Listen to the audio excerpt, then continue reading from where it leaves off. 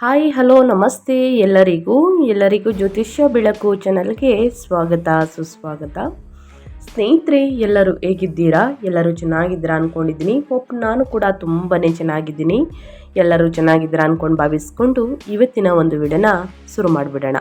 ಇವತ್ತಿನ ಒಂದು ವಿಡಿಯೋದಲ್ಲಿ ಸ್ನೇಹಿತರೆ, ಈ ರಾಶಿಯವರಿಗೆ ಅಂದರೆ ಧನು ರಾಶಿಯವರಿಗೆ ಜುಲೈ ತಿಂಗಳ ಅದೃಷ್ಟ ಹೇಗಿರಲಿದೆ, ಅಂದರೆ ನಿಮ್ಮ ರಾಶಿ ಭವಿಷ್ಯದಲ್ಲಿ ಏನೆಲ್ಲ ಬದಲಾವಣೆಗಳು ಕಂಡು ಬರಲಿದೆ, ಯಾವುದರ ಬಗ್ಗೆ ಧನು ರಾಶಿಯವರು ಎಚ್ಚರಿಕೆ ವಹಿಸಬೇಕು ಅನ್ನೋದನ್ನ ಕಂಪ್ಲೀಟ್ ಆಗಿ ಇದೇ ವಿಡಿಯೋದಲ್ಲಿ ತಿಳಿಸ್ಕೊಡ್ತಾ ಹೋಗ್ತೀನಿ. ಇದನ್ನೆಲ್ಲ ತಿಳ್ಕೋಬೇಕು ಅಂದರೆ ಧನು ರಾಶಿಯವರು ಎಲ್ಲೂ ಕೂಡ ವಿಡಿಯೋನ ಸ್ಕಿಪ್ ಮಾಡಬಾರ್ದು. ಅಂದರೆ ವಿಡಿಯೋನ ಕಟ್ ಮಾಡಿ ಓಡಿಸ್ಕೊಂಡೋಗಿ ನೋಡ್ತೀನಿ ಅಂದರೆ ಫುಲ್ ಇನ್ಫಾರ್ಮೇಷನ್ ಅರ್ಥ ಆಗಲ್ಲ. ಸೊ ಹಾಗಾಗಿ ಮೊದಲಿಂದ ಕೊನೆ ತನಕ ಸಂಪೂರ್ಣವಾಗಿ ವಿಡಿಯೋವನ್ನು ವಾಚ್ ಮಾಡಿ. ವಿಡಿಯೋದಲ್ಲಿ ಒಳ್ಳೆ ಮಾಹಿತಿ ಸಿಕ್ಕಿದ್ರೆ ದಯವಿಟ್ಟು ವಿಡಿಯೋಗೆ ಲೈಕ್, ಕಮೆಂಟ್, ಶೇರ್ ಮಾಡಿ ನಿಮ್ಮ ಅಭಿಪ್ರಾಯವನ್ನು ಕೂಡ ತಿಳಿಸಬಹುದು. ಓಂ ನಮೋ ಸಿದ್ದಪ್ಪಾಜಿ ನಮಸ್ತುತೆ ಅಂತ ಕಮೆಂಟ್ ಮಾಡಿ. ಸಿದ್ದಪ್ಪಾಜಿಯ ದೊರೆಗೆ ದೊಡ್ಡವರ ಸಿದ್ದಪ್ಪಾಜಿಯ ಅನುಗ್ರಹದಿಂದ ನಿಮ್ಮ ಜೀವನದಲ್ಲಿರುವ ಕಷ್ಟಗಳು, ಸಮಸ್ಯೆಗಳು, ಅಡಚಣೆಗಳು, ತೊಂದರೆಗಳು ಎಲ್ಲವೂ ಕೂಡ ಸಂಪೂರ್ಣವಾಗಿ ಧನು ರಾಶಿಯವರಿಗೆ ನಿವಾರಣೆಯಾಗಲಿ ಅಂತ ಕೇಳ್ಕೊತಾ ವಿಡಿಯೋದ ಕಡೆ ಗಮನ ಕೊಡ್ತಾ ಹೋಗೋಣ. ಧನು ರಾಶಿಯ ಮೇಲೆ ಗ್ರಹಗಳ ಪ್ರಭಾವ ಜುಲೈ ತಿಂಗಳಲ್ಲಿ ಹೇಗಿರಲಿದೆ, ಮುಂದಿನ ದಿನಗಳಲ್ಲಿ ಏನೆಲ್ಲ ಅದೃಷ್ಟದ ಫಲಗಳನ್ನು ಗಳಿಸಲಿದ್ದೀರಿ ಅಂದರೆ, ಮೊದಲನೇದಾಗಿ ಧನು ರಾಶಿಯವರಿಗೆ ಕುಟುಂಬ, ಆರೋಗ್ಯ, ಉದ್ಯೋಗ, ವ್ಯಾಪಾರದಲ್ಲಿ ಏನೆಲ್ಲ ಬದಲಾವಣೆಗಳು ಆಗಲಿದೆ, ಯಾವುದರಲ್ಲಿ ಶುಭ, ಯಾವ ವಿಷಯದಲ್ಲಿ ಎಚ್ಚರಿಕೆ ವಹಿಸಬೇಕು ಎಂಬುದರ ಸಂಪೂರ್ಣ ಮಾಹಿತಿಯನ್ನು ತಿಳಿಸ್ಕೊಡ್ತಾ ಹೋಗ್ತೀನಿ ಬನ್ನಿ.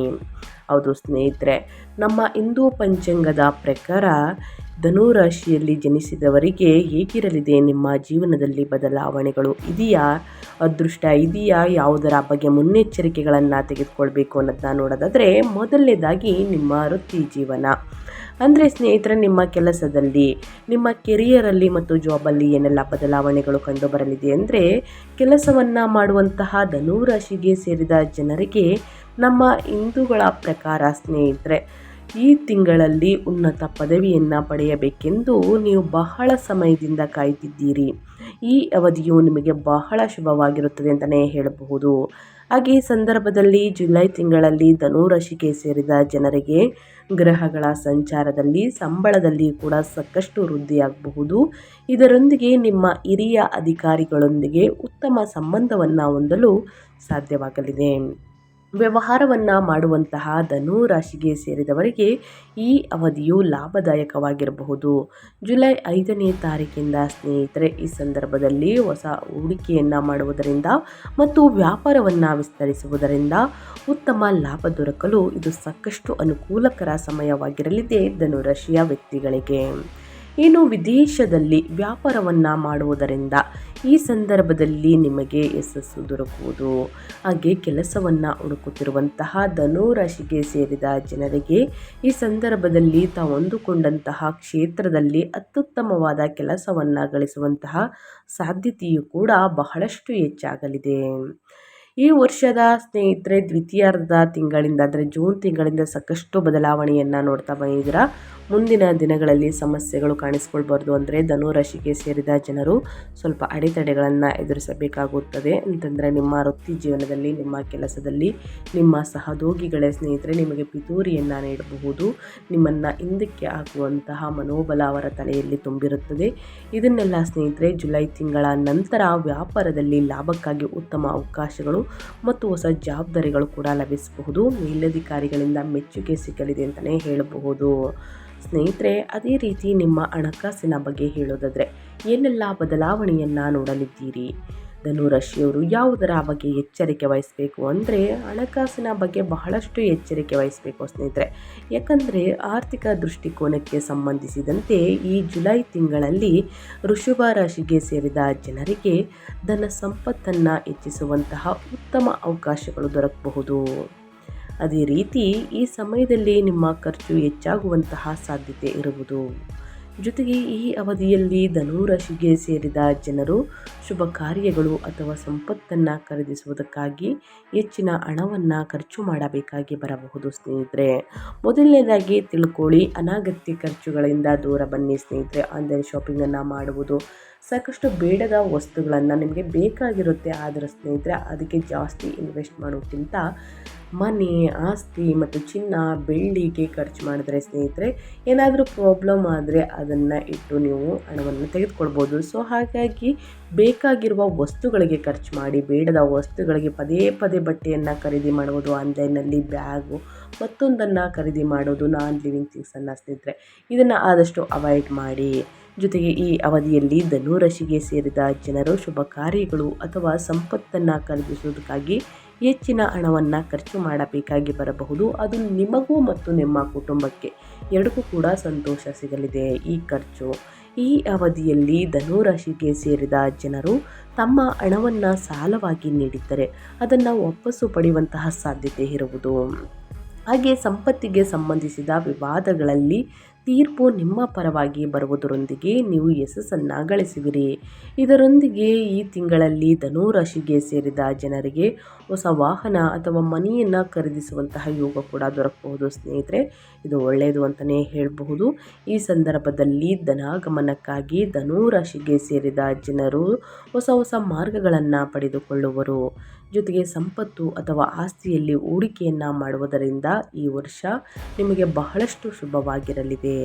ಒಟ್ಟಾರೆಯಾಗಿ ಹಣಕಾಸಿನ ಸ್ಥಿತಿ ಹೇಗಿರಲಿದೆ, ಯಾವುದರ ಬಗ್ಗೆ ಮುನ್ನೆಚ್ಚರಿಕೆಗಳನ್ನು ತೆಗೆದುಕೊಳ್ಬೇಕು, ಧನು ರಾಶಿಯವರನ್ನ ಕಂಪ್ಲೀಟಾಗಿ ತಿಳಿಸ್ಕೊಟ್ಟಿದ್ದೀನಿ. ಇನ್ನು ಮುಂದಿನದಾಗಿ ಹೇಳೋದಾದರೆ ನಿಮ್ಮ ಹೆಲ್ತ್ ಅಂದರೆ ನಿಮ್ಮ ಆರೋಗ್ಯದ ಬಗ್ಗೆ ಹೇಳೋದಾದರೆ ಧನು ರಾಶಿಗೆ ಸೇರಿದ ಜನರು ಹಲವು ಆರೋಗ್ಯಕ್ಕೆ ಸಂಬಂಧಿಸಿದಂತೆ ಹಲವು ಸಮಸ್ಯೆಗಳನ್ನು ಎದುರಿಸುತ್ತಿದ್ದರೆ ಈ ಅವಧಿಯಲ್ಲಿ ನೀವು ದೀರ್ಘಕಾಲೀನ ಆರೋಗ್ಯ ಸಮಸ್ಯೆಗಳಿಂದ ಮುಕ್ತಿಯನ್ನು ಪಡೆಯಬಹುದಾಗಿದೆ. ಹಾಗೆಯೇ ನಿಮ್ಮ ಮಾನಸಿಕ ಆರೋಗ್ಯ ಮತ್ತು ಶಕ್ತಿಯು ಈ ಸಂದರ್ಭದಲ್ಲಿ ಸಾಕಷ್ಟು ಹೆಚ್ಚಾಗುವುದು. ಜೊತೆಗೆ ಈ ಅವಧಿಯಲ್ಲಿ ಧನು ರಾಶಿಗೆ ಸೇರಿದ ಜನರು ತಮ್ಮ ಆರೋಗ್ಯಕ್ಕೆ ಸಂಬಂಧಿಸಿದಂತೆ ಬಹಳ ಎಚ್ಚರಿಕೆಯಿಂದ ಇರುವುದು ಉತ್ತಮ. ನಿಮ್ಮ ಉತ್ಸಾಹದಲ್ಲಿ ಸಾಕಷ್ಟು ವೃದ್ಧಿಯೂ ಕೂಡ ಆಗುವಂತಹ ಸಾಧ್ಯತೆ ಇರುತ್ತದೆ. ಯಾಕಂದರೆ ಸ್ನೇಹಿತರೆ ಪ್ರತಿದಿನ ಒತ್ತಡ, ಪ್ರತಿದಿನ ಆಹಾರ ಪದ್ಧತಿಯಲ್ಲಿ ಚೇಂಜಸನ್ನು ನೋಡಿರ್ತೀರ. ಸೊ ಈ ಕಾರಣದಿಂದ ನಿಮ್ಮ ಹೆಲ್ತಲ್ಲಿ ಸಾಕಷ್ಟು ಸಮಸ್ಯೆಗಳು ಕಾಣಿಸ್ಕೊಳ್ಬಹುದು. ಹೊರಗಿನ ತಿಂಡಿ ತಿನಿಸುಗಳನ್ನು ತಿನ್ನುವುದರಿಂದ ಸ್ನೇಹಿತರೆ ಗ್ಯಾಸ್ಟ್ರಿಕ್ ಸಮಸ್ಯೆ ನಿಮಗೆ ಹೆಚ್ಚಾಗಬಹುದು. ಮುಂದಿನ ದಿನಗಳಲ್ಲಿ ಆಮ್ಲೀಯತೆ, ಎದೆಯುರಿ ನಿಮಗೆ ಕಾಣಿಸ್ಕೊಳ್ಬಹುದು. ಈ ಅವಧಿಯಲ್ಲಿ ಹೇಳಬೇಕು ಅಂದರೆ ಧನು ರಾಶಿಗೆ ಸೇರಿದ ಜನರು ತಮ್ಮ ಆರೋಗ್ಯದ ಬಗ್ಗೆ ಹೆಚ್ಚಿನ ಕಾಳಜಿ ವಹಿಸುವುದು ಅವಶ್ಯಕ.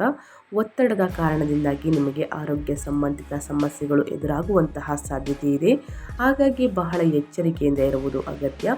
ಪ್ರತಿದಿನ ಸ್ವಲ್ಪ ವಿಶ್ರಾಂತಿಯನ್ನು ಪಡೆಯಿರಿ ಸ್ನೇಹಿತರೆ. ಮೆಡಿಟೇಷನನ್ನು ಮಾಡಿ, ದೇವರ ಧ್ಯಾನ ಮಾಡಿ ಖಂಡಿತವಾಗಿಯೂ ಉನ್ನತ ಆರೋಗ್ಯವನ್ನು ಪಡೆದುಕೊಳ್ಳಲಿದ್ದೀರಿ ಮುಂದಿನ ದಿನಗಳಲ್ಲಿ ಅಂತ ಹೇಳ್ತಾ, ಇನ್ನು ಕುಟುಂಬದ ಬಗ್ಗೆ ಹೇಳೋದಾದರೆ ನಿಮ್ಮ ಸಂಬಂಧಗಳಲ್ಲಿ ಏನೆಲ್ಲ ಬದಲಾವಣೆಯನ್ನು ನೋಡಲಿದ್ದೀರಿ ಅಂದರೆ ಸ್ನೇಹಿತರೆ ಜುಲೈ ತಿಂಗಳಲ್ಲಿ ಧನು ರಾಶಿಗೆ ಸೇರಿದ ಜನರ ಮನೆಯಲ್ಲಿ ಯಾವುದಾದರೂ ಶುಭ ಕಾರ್ಯಕ್ರಮ ನಡೆಯಬಹುದಾಗಿದೆ. ನಿಂತು ಹೋಗಿದ್ದಂತಹ ಶುಭ ಕಾರ್ಯಕ್ರಮ ನಡೆಯಬಹುದಾಗಿದೆ. ಹಾಗೆ ಮನೆಯ ಸದಸ್ಯರೊಂದಿಗಿನ ವಿವಾದಗಳೆಲ್ಲವೂ ಪರಿಹಾರಗೊಳ್ಳುವುದು ಮತ್ತು ಪ್ರೀತಿ ಹಾಗೂ ಸ್ನೇಹದಲ್ಲಿ ಸಾಕಷ್ಟು ಹೆಚ್ಚಳವನ್ನು ನೋಡಬಹುದಾಗಿದೆ.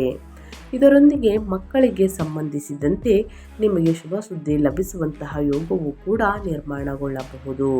ಜೊತೆಗೆ ಅವಿವಾಹಿತ ಧನು ರಾಶಿಗೆ ಸೇರಿದ ಜನರಿಗೆ ಈ ಅವಧಿಯಲ್ಲಿ ಉತ್ತಮ ಸಂಬಂಧವನ್ನು ಹೊಂದಲು ಅನುಕೂಲಕರ ಪರಿಸ್ಥಿತಿ ದೊರಕಬಹುದು. ಪ್ರೇಮ ಜೀವನಕ್ಕೆ ಅಥವಾ ನಿಮ್ಮ ಪ್ರೇಮ ವಿವಾಹಕ್ಕಾಗಿ ಹಿರಿಯರ ಒಪ್ಪಿಗೆ ಹಾಗೂ ಬೆಂಬಲವನ್ನು ಪಡೆಯುವಂತಹ ಸಂಭವ ಕೂಡ ಹೆಚ್ಚಾಗಲಿದೆ. ಧನು ರಾಶಿಗೆ ಸೇರಿದ ಜನರ ಮನೆಯಲ್ಲಿ ಸಣ್ಣ ಪುಟ್ಟ ವಿವಾದ ಅಥವಾ ಒತ್ತಡಗಳು ಸಂಭವಿಸಬಹುದು. ಈ ಅವಧಿಯಲ್ಲಿ ನಿಮ್ಮ ಮಾತನ್ನು ನಿಯಂತ್ರಣದಲ್ಲಿ ಇಡುವ ಮೂಲಕ ಹೆಚ್ಚಿನ ಸಮಸ್ಯೆಗಳನ್ನು ಪರಿಹರಿಸುವುದು ಉತ್ತಮವಾಗಿರುತ್ತದೆ. ಒಟ್ಟಾರೆಯಾಗಿ ಸ್ನೇಹಿತರೆ ಏನೆಲ್ಲ ಅದೃಷ್ಟದ ಫಲಗಳನ್ನು ಗಳಿಸಲಿದ್ದೀರಿ ಅಂತ ಕಂಪ್ಲೀಟಾಗಿ ತಿಳಿಸ್ಕೊಟ್ಟಿದ್ದೀನಿ. ಇನ್ನು ಪರಿಹಾರವನ್ನು ತಿಳಿಸ್ಕೊಡ್ತೀನಿ. ಈ ಪರಿಹಾರವನ್ನು ಅನುಸರಿಸುವುದರಿಂದ ಕಷ್ಟಗಳು, ಸಮಸ್ಯೆಗಳು, ಅಡಚಣೆಗಳು, ತೊಂದರೆಗಳು ಎಲ್ಲವೂ ಕೂಡ ಸಂಪೂರ್ಣವಾಗಿ ನಿವಾರಣೆಯಾಗಲಿದೆ. ಮೊದಲನೇದಾಗಿ ಯಾವುದಾದರೂ ದೇವಾಲಯಕ್ಕೆ ಸ್ನೇಹಿತರೆ ಪ್ರತಿದಿನ ಭೇಟಿ ನೀಡುವುದನ್ನು ಅಭ್ಯಾಸ ಮಾಡಿಕೊಳ್ಳಿ ಮತ್ತು ಹಿರಿಯರನ್ನು ಗೌರವಿಸಿ ನಮಸ್ಕರಿಸಿ ತಂದೆ ತಾಯಿಯ ಆಶೀರ್ವಾದವನ್ನು ತೆಗೆದುಕೊಂಡು ಹೊರಗೆ ಹೋಗಿರುವ ಕೆಲಸ ಉತ್ತಮವಾಗಿ ಆಗಲಿದೆ. ಇನ್ನು ನಕಾರಾತ್ಮಕ ಪರಿಣಾಮಗಳನ್ನು ದೂರವಿರಿಸಲು ಮತ್ತು ಸಕಾರಾತ್ಮಕ ಫಲಿತಾಂಶಗಳಿಗಾಗಿ ರಾಮರಕ್ಷಾ ಸ್ತೋತ್ರವನ್ನು ಪಠಿಸಿ. ಯಾರಿಗೆ ಉಚ್ಚಾರಣೆಯನ್ನು ಸರಿಯಾಗಿ ಮಾಡುವುದಕ್ಕೆ ಬರುವುದಿಲ್ಲ ಅಂಥವರು ಕೇಳಿಸ್ಕೊಳ್ಬಹುದು. ಇನ್ನು ಅನಾಥಾಶ್ರಮಗಳಿಗೆ ಹಣವನ್ನು ದಾನ ಮಾಡಿ ಅನ್ನದಾನ, ಹಣದಾನ ಮತ್ತು ಬಟ್ಟೆ ದಾನ ಸಾಕಷ್ಟು ಶ್ರೇಷ್ಠವಾದಂತಹ ದಾನ ಅಂತಲೇ ಹೇಳಬಹುದು. ಸೊ ಹಾಗಾಗಿ ತಪ್ಪದೇ ಈ ದಾನ ಧರ್ಮವನ್ನು ಮಾಡಿ.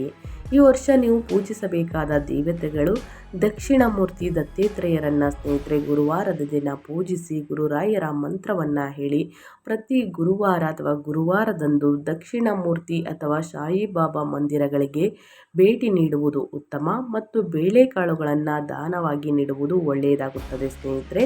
ನಿಮ್ಮ ಜೀವನದಲ್ಲಿ ಹಣಕಾಸಿನಲ್ಲಾಗಲಿ, ವೃತ್ತಿ ಜೀವನದಲ್ಲಾಗಲಿ, ವ್ಯಾಪಾರ ವ್ಯವಹಾರದಲ್ಲಿ ಅಡಚಣೆಗಳನ್ನು ನೋಡಿರ್ತೀರ, ಪ್ರಾಬ್ಲಮ್ಗಳನ್ನು ನೋಡಿರ್ತೀರ ಸ್ನೇಹಿತರೆ. ಸೊ ಹಾಗಾಗಿ ಈ ಪರಿಹಾರವನ್ನು ಮಾಡಿ ಬೇಳೆಕಾಳುಗಳನ್ನು ಬಡವರಿಗೆ, ನಿರ್ಗತಿಕರಿಗೆ, ಅಸಹಾಯಕರಿಗೆ ದಾನವಾಗಿ ನೀಡಿ. ಇನ್ನು ವಿಷ್ಣು ಸಹಸ್ರನಾಮವನ್ನು ಸ್ನೇಹಿತರೆ, ವಿಷ್ಣು ಸಹಸ್ರನಾಮವನ್ನು ಪಠಿಸುವ ಮೂಲಕ ಅಡೆತಡೆಗಳು ದೂರವಾಗುತ್ತದೆ. ಸೊ ಹಾಗಾಗಿ ತಪ್ಪದೇ ಈ ಒಂದು ಪರಿಹಾರವನ್ನು ಮಾಡಿ ಬಡ ವಿದ್ಯಾರ್ಥಿಗಳಿಗೆ ಪುಸ್ತಕಗಳು ಅಥವಾ ಶೈಕ್ಷಣಿಕ ವಸ್ತುಗಳನ್ನು ದಾನ ಮಾಡುವುದು ಒಳ್ಳೆಯ ಯೋಚನೆಯಾಗಿರುತ್ತದೆ. ಇನ್ನು ಪ್ರತಿ ಶನಿವಾರ ಅಥವಾ ಶನಿವಾರದಂದು ಶನಿ ಚಾಲಿಸವನ್ನು ಪಠಿಸುವುದು ಮತ್ತು ಹನುಮಂತನಿಗೆ ಲಡ್ಡು ಅಥವಾ ತುಳಸಿ ಎಲೆಗಳನ್ನು ಅರ್ಪಿಸಿ ಪೂಜೆಯನ್ನು ಸಲ್ಲಿಸುವುದು ಬಹಳ ಮುಖ್ಯ. ಹನುಮಂತನ ಸ್ತೋತ್ರವನ್ನು ಹೇಳುವುದು, ಹನುಮಂತನ ಮಂತ್ರವನ್ನು ಪಠಿಸುವುದರಿಂದ ಸಾಕಷ್ಟು ಸಮಸ್ಯೆಗಳು ನಿವಾರಣೆಯಾಗಲಿದೆ. ನಿಯಮಿತವಾಗಿ ಅಥವಾ ಶನಿವಾರ ಸಂಜೆ ಸುಂದರಕಾಂಡ ಪಠಿಸುವುದರಿಂದ ಮಾನಸಿಕ ಶಾಂತಿ ದೊರಕುವುದು ಮತ್ತು ಅಡಚಣೆಗಳು ದೂರ ಮಾಡಲು ಸಹಾಯಕವಾಗುತ್ತವೆ. ಧನುರಾಶಿಯ ಅಧಿಪತಿ ಗುರುಗ್ರಹವಾಗಿದೆ. ಆದ್ದರಿಂದ ಶ್ರೀ ಹರಿ ವಿಷ್ಣುವಿನ ಪೂಜೆ ಮಾಡುವುದು ನಿಮಗೆ ಅತ್ಯಂತ ಲಾಭದಾಯಕವಾಗಲಿದೆ. ಸ್ನೇಹಿತರೆ, ಎಲ್ಲ ಪರಿಹಾರವನ್ನು ಒಟ್ಟಿಗೆ ಮಾಡಿ ಅಂತ ನಾನು ತಿಳಿಸ್ತಿಲ್ಲ. ನಿಮ್ಮ ಸಮಸ್ಯೆಗಳಿಗೆ ಅನುಗುಣವಾಗಿ ತಕ್ಕಂತೆ ಪರಿಹಾರವನ್ನು ಮಾಡಿ. ಆದಷ್ಟು ನಿಮ್ಮ ಕೈಯಲ್ಲಾದರೆ ಸ್ನೇಹಿತರೆ ಸಣ್ಣ ಪುಟ್ಟ ಪರಿಹಾರವನ್ನು ಮಾಡಿ. ಇಲ್ಲ ನಾವು ಮಾಡ್ತೀವಿ, ನಮ್ಮ ಹತ್ರ ಹಣ ಇದೆ ಅಂತಂದರೆ ಸ್ನೇಹಿತರೆ ಅನಾಥಾಶ್ರಮಗಳಿಗೆಲ್ಲ ಹಣ ಸಹಾಯವನ್ನು ಮಾಡುವುದು, ಅನ್ನದಾನ, ಬಟ್ಟೆ ದಾನವನ್ನು ನೀಡುವುದು ಒಳಿತು. ಈ ಸಣ್ಣ ಪುಟ್ಟ ಪರಿಹಾರವನ್ನು ಧನುರಾಶಿಯವರು ಮಾಡಿ ಅಂತ ಹೇಳ್ತಾ ನಾನು ವಿಡಿಯೋವನ್ನು ಎಂಡ್ ಮಾಡ್ತಾ ಇದ್ದೀನಿ. ಇವತ್ತಿನ ಒಂದು ವಿಡಿಯೋದಲ್ಲಿ ಸಂಪೂರ್ಣ ಮಾಹಿತಿ ಸಿಕ್ಕಿದ್ರೆ, ಈ ವಿಡಿಯೋ ಯೂಸ್ಫುಲ್ ಅನಿಸಿದರೆ ದಯವಿಟ್ಟು ವಿಡಿಯೋಗೆ ಲೈಕ್ ಮಾಡೋದನ್ನ ಮರೆತಿದ್ರೆ ಲೈಕ್ ಮಾಡಿ. ಇನ್ನೂ ನನ್ನ ಚಾನಲ್ನ ಸಬ್ಸ್ಕ್ರೈಬ್ ಮಾಡ್ಕೊಂಡಿಲ್ಲ ಅಂದರೆ ಜ್ಯೋತಿಷ್ಯ ಬೆಳಕು ಚಾನಲ್ಗೆ ಸಬ್ಸ್ಕ್ರೈಬ್ ಆಗಿ ಪ್ರತಿನಿತ್ಯ ನಿಮ್ಮ ರಾಶಿ ಭವಿಷ್ಯವನ್ನು ತಿಳಿಸ್ಕೊಡ್ತಾ ಹೋಗ್ತೀನಿ. ಸೊ ಹಾಗಾಗಿ ತಪ್ಪದೇ ಸಬ್ಸ್ಕ್ರೈಬ್ ಮಾಡಿಕೊಂಡು ಹೆಚ್ಚು ಫ್ಯಾಮಿಲಿಗೆ, ಫ್ರೆಂಡ್ಸ್ಗೆ ಈ ರಾಶಿಯನ್ನು ಯಾರೆಲ್ಲ ಹೊಂದಿದ್ದಾರೆ ನಿಮ್ಮ ಕುಟುಂಬದಲ್ಲಿ, ನಿಮ್ಮ ಸ್ನೇಹಿತರಲ್ಲಿ ಅವರಿಗೆ ವಿಡಿಯೋವನ್ನು ಶೇರ್ ಮಾಡೋದ್ರಿಂದ ನಿಮ್ಮ ಕಡೆಯಿಂದ ಅದೃಷ್ಟದ ಭವಿಷ್ಯವನ್ನು ಅವರು ಕೂಡ ತಿಳ್ಕೊಂಡಂಗಾಗುತ್ತೆ. ಯಾರೆಲ್ಲ ಸಬ್ಸ್ಕ್ರೈಬ್ ಮಾಡಿಕೊಂಡು ಪ್ರತಿನಿತ್ಯ ವಿಡಿಯೋ ವಾಚ್ ಮಾಡ್ತಿದ್ದೀರಾ ಅಂಥವರಿಗೆ ಥ್ಯಾಂಕ್ ಯು ಸೋ ಮಚ್ ಅಂತ ಹೇಳ್ತಾ ಮತ್ತೊಂದು ವಿಡಿಯೋ ಜೊತೆ ಮತ್ತೊಂದು ಹೊಸ ಭವಿಷ್ಯದಲ್ಲಿ ಸಿಗ್ತೀನಿ. Thank you for watching.